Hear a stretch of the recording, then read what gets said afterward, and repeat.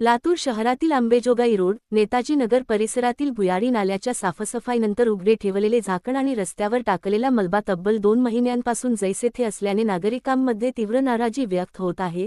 संबंधित ठिकाणी केवळ लोखंडी बॅरिकेड्स लावून काम अर्धवट अवस्थेत सोडण्यात आले असून महापालिकेचे कर्मचारी त्यानंतर पुन्हा फिरकलेच नसल्याचा आरोप स्थानिक नागरिकांकडून केला जात आहे। या मार्गावर दिवसभर मोठ्या प्रमाणात दुचाकी, चारचाकी, रिक्षा तसेच जड वाहनांची वर्दळ असते।